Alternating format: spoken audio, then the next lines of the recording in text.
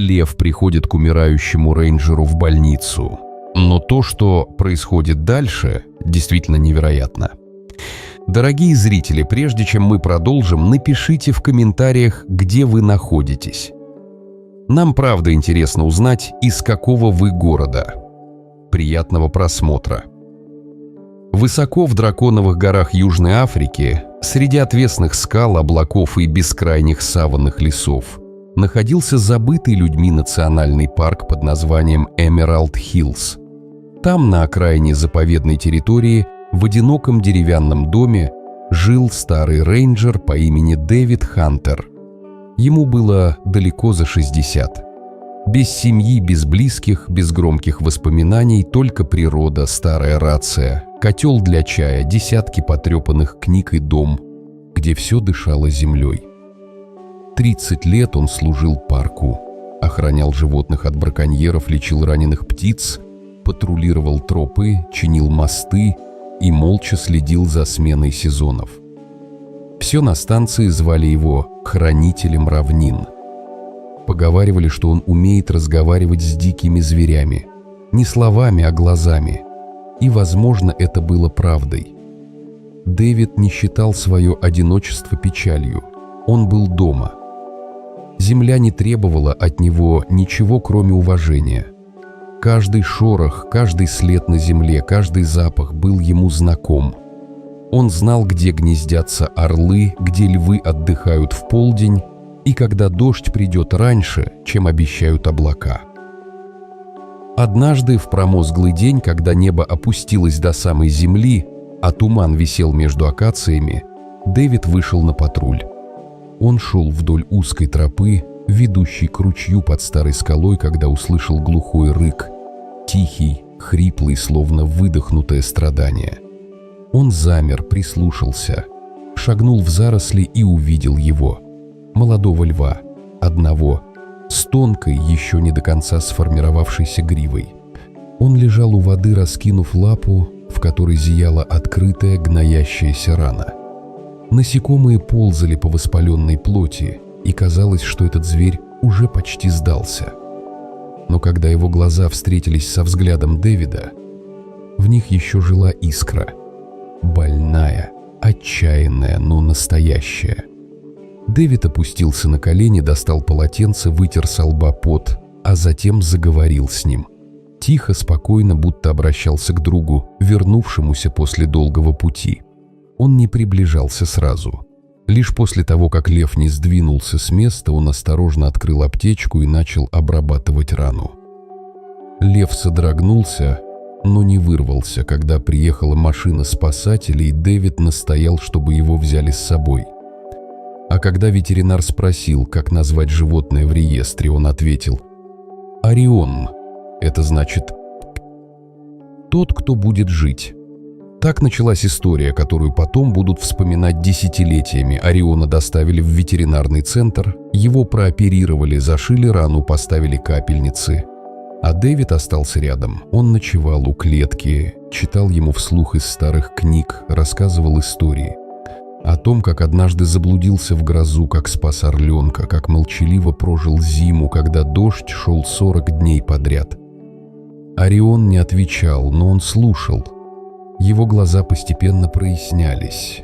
Уши ловили каждое слово. Сначала он прятался в углу клетки настороженный.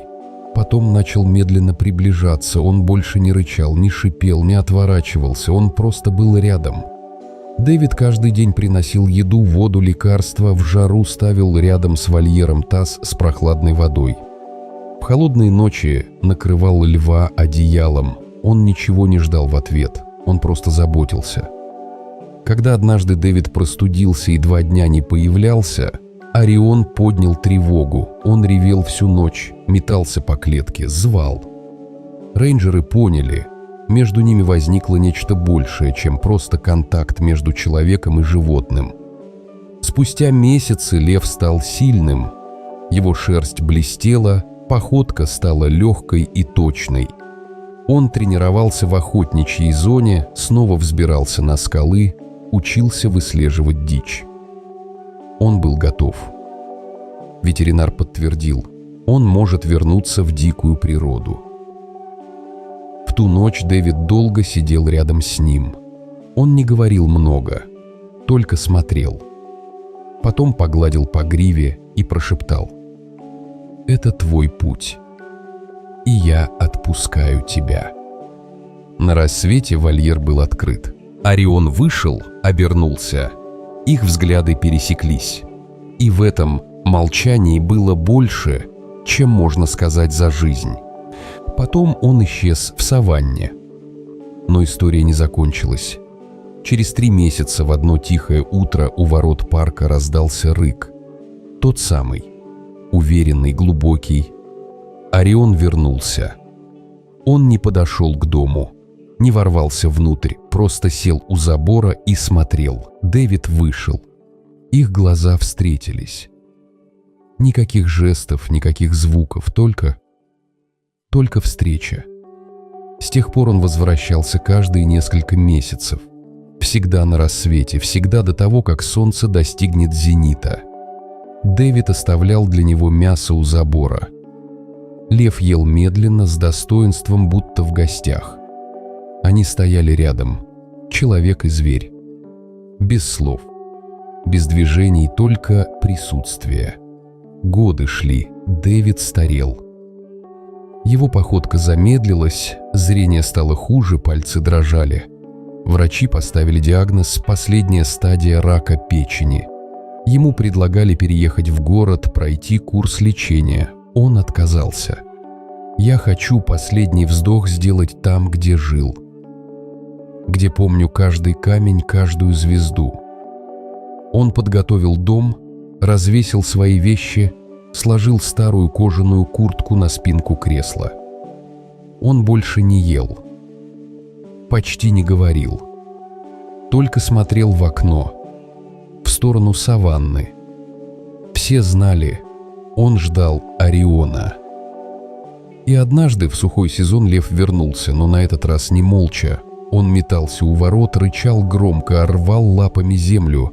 Дэвид был жив, но умирал. Его вынесли на носилках и положили у ограды. Орион подошел. Дэвид поднял руку, дотронулся до него. Губы шевельнулись. «Ты выжил. Я это и хотел увидеть». И с этими словами он ушел. Тихо, без страха, рядом с тем, кого спас. Ориона нашли сидящим у забора до самой ночи. Он не ел, не двигался, он просто охранял. Дэвида похоронили у ручья, где он впервые нашел льва. На деревянной табличке вырезали «Дэвид Хантерхам, хранитель равнин». Через несколько месяцев лев снова вернулся. Но не к воротам, а к могиле. Он лег рядом и лежал долго, пока ветер раздувал его гриву. С тех пор он приходил туда каждый год. Тихо, без шума, только сидел и ждал сумерек. И больше никто не называл его просто диким зверем. Теперь он был тот, кто хранил последнее обещание.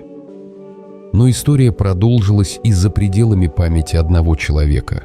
Племя молчаливых ветров, каменных троп и сов, живущих в зарослях, стало относиться к Ориону как к хранителю чьей-то клятвы, которую нельзя нарушить. Старики объясняли молодежи, что в саванне есть больше, чем следы копыт и обгорелые остатки кочевий. Есть связь времен, когда сущие и духи встречаются у воды, когда глаза зверя могут увидеть человека насквозь. В те годы, когда ливни ревут поначалу над горизонтом и затем уходят, оставив землю пахнуть мокрой глиной и смолой, Орион приходил к воротам и снова садился на благоразумный почтенный камень у забора. Он не просил ничего взамен, он просто присутствовал, он напоминал людям хранить не только животных, но и обещания, данные в трудные времена.